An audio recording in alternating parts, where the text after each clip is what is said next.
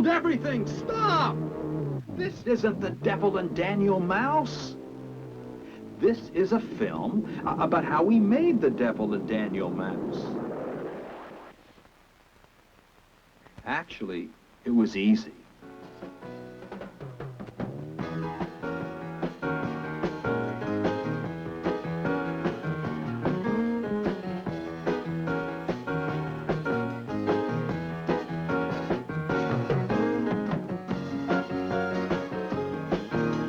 Well, maybe not so easy. In fact, making a half-hour animated cartoon is pretty complicated.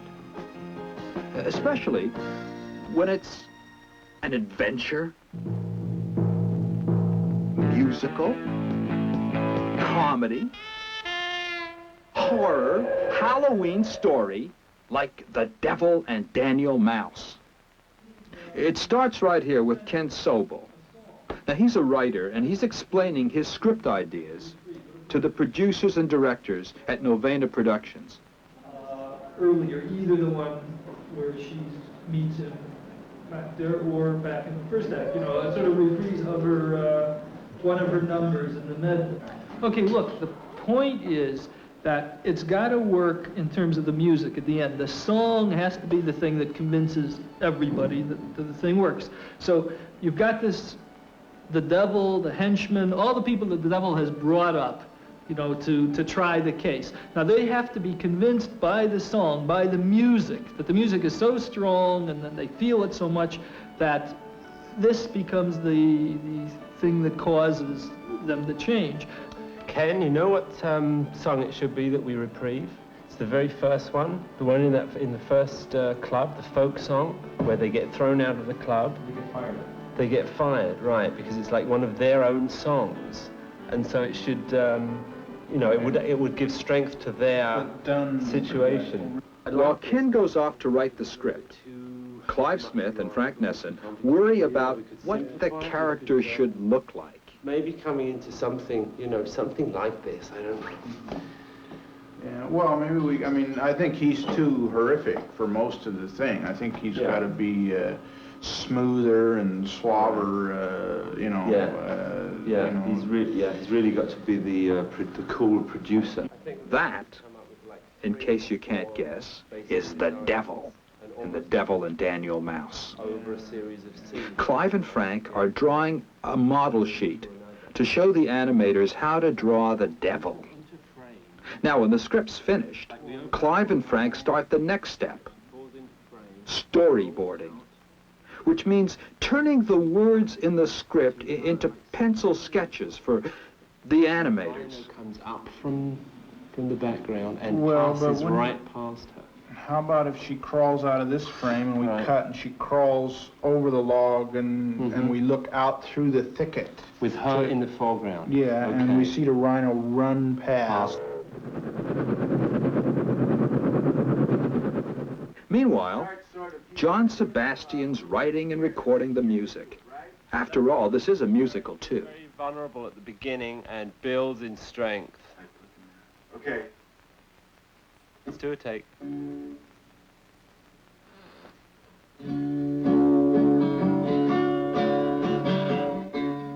Looking for something that there's no set way to find.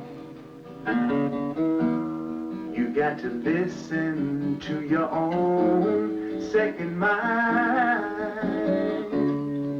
You were afraid you wouldn't be strong enough alone.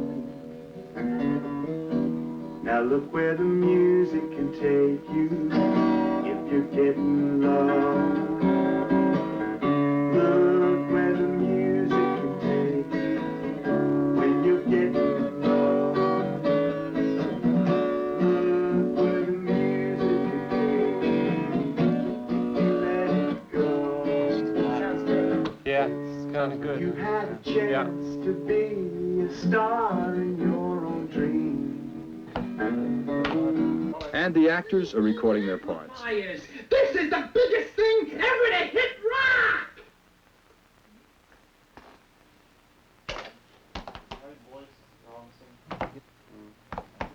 I hope practice makes perfect. I declare you free. I declare you free. I declare you free. I declare you free. I declare you free. I declare you. After the recording session, Roger Matussi breaks each part of the sound down into syllables because the cartoon characters have to move their mouths to fit the words.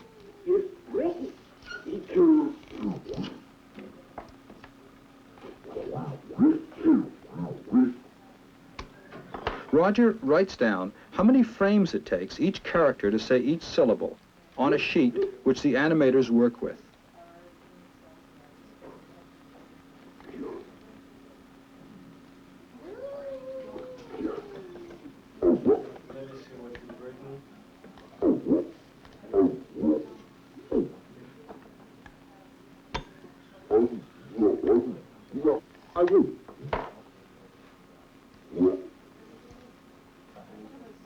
Meanwhile, Frank explains the storyboard to a layout person. We open on the bare ground, as it were, right? So when you do that layout, she's got to be just totally just flung to the ground, right? She's just wiped out. Who works at a bottom-lighted animation desk and sketches what the scene will eventually look like and how and where the characters will move.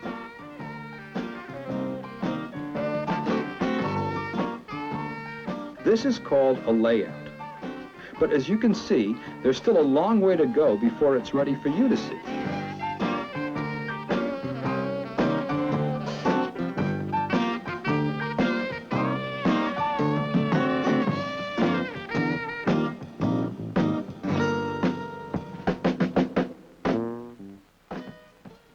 Clive's going over a scene with an animator, John Silvestri, who's going to draw the action. Now, as the director, one of Clive's jobs is to help the animator interpret the action and act out the script. Down by the tree, and he's just very relaxed, and he should maybe bang his knee or something, Right. you know, like, no, he's not going to take Okay, you. what about this? Now, since the no is the big point of the scene, what Right. he should be doing is he's sitting down, Right. and he's trying to comfort Jan. Right. And meanwhile, Jan's on the other side, and she's Right, kind of she's like, just a mess. she's She's looking just around, and okay, mess. she's just covering up. He puts his hand to kind of just comfort her, and then all of a sudden he realizes he has to take charge, so he says, "No! He can't have you. I won't let him." Now, John's drawing what they just talked about.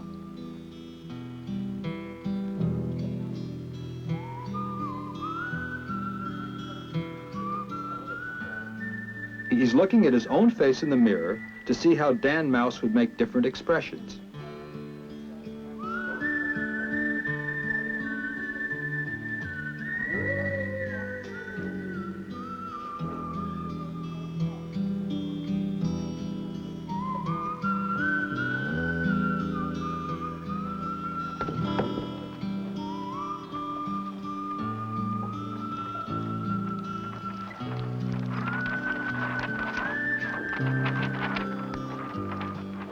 Now they're looking at the animation in a rough form to see what else needs doing. This looks good. This looks essentially good. I think what we want to do is retime his jump a little Yeah. bit. Get more out of the drag. He takes a leap. Like, keep that drawing there. And as he leaps, get him to stretch his legs out a little Keep bit his more. legs straight Right. longer. Right, and then like there'll be more of a snap. Right, He goes up. there's a pop. Keep him up. Songs Clive and the other animators talk over what their characters will do in each scene. in the background. We're not concentrating on that anymore. And I think the caterpillar should do something. Okay, You know. he's the waiter, so why don't we have him holding the tray up, and with his other set of arms, he'd grab a mug of beer and then pass it down from hand to hand and put it down on the to- table. great idea, And he'll great. just keep doing that until... Right, like a conveyor belt of beer. Right, That's and it'll great. just keep going. Great, good. Right? And then they sit down and draw. Other artists assist the animator to complete the drawing of the scene, and it takes up to 60 separate drawings to make up just 1 second of film.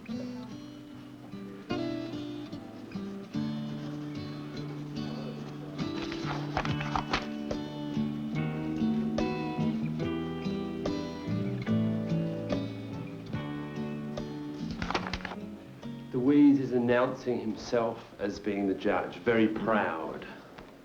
Right. So it goes something like, Judge Weasel presiding. That's great, that's good.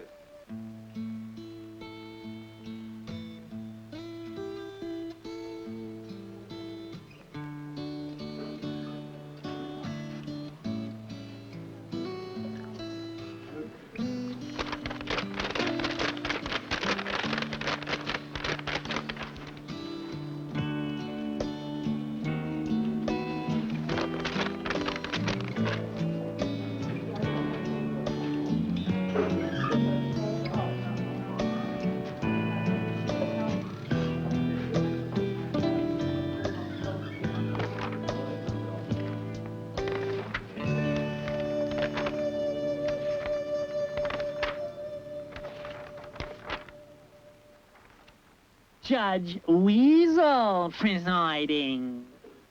The background artists are hard at work, and Clive helps them to interpret the various moods of the film through detailed use of color. Contrast between the sequence of the concert and the chase, right, which is like really colorful, really vibrant.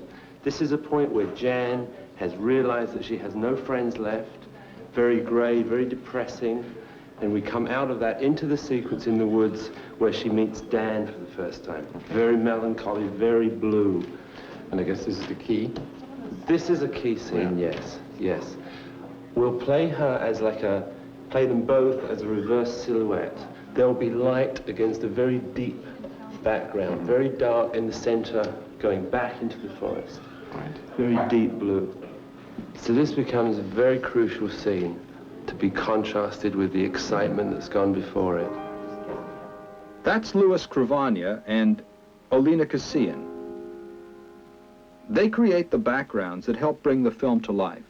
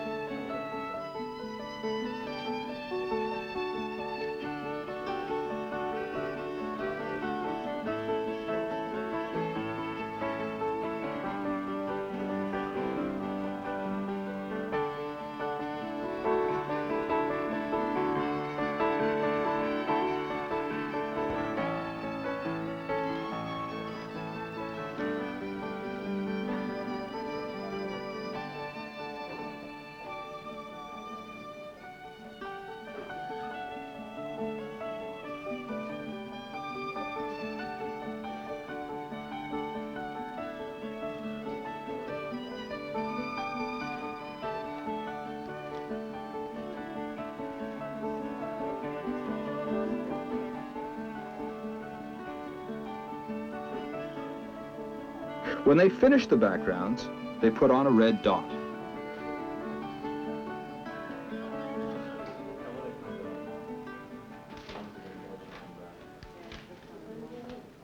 Somebody has to keep track of all this, of course, and that's Norm Stangel's job. And it's really important to make sure everything's on time and in place.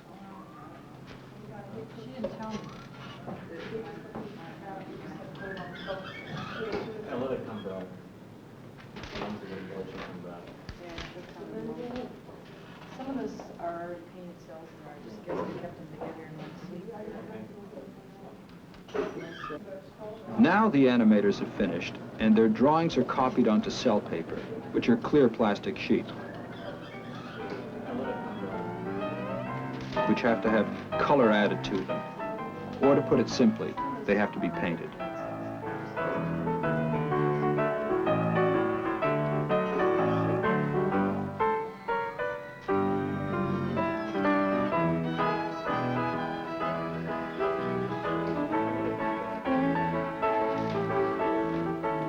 Now, painting is a tricky job.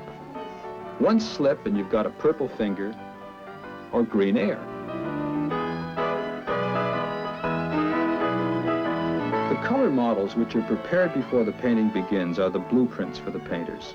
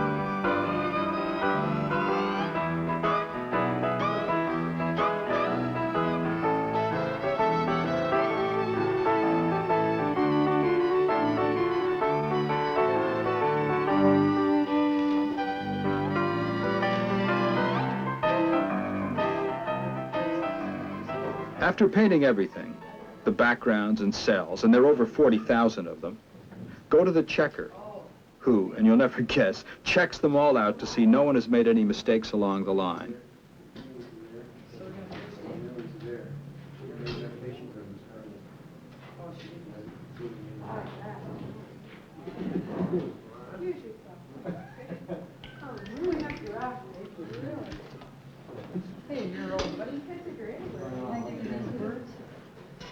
And to see if they fit properly together, because every scene has a lot of different cells.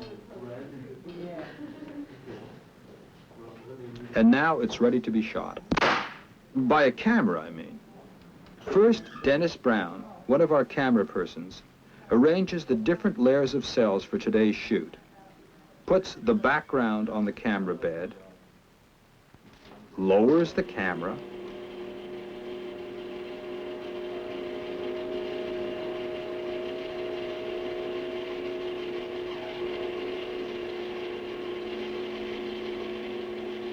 sets the cells,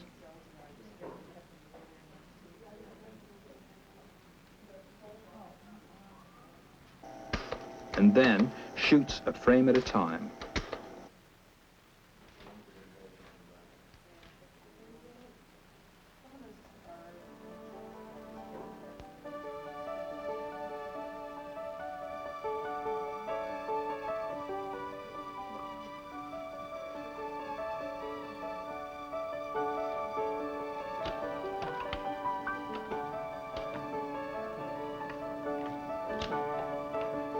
Then, the toughest checkers of all. Clive and Frank take a look.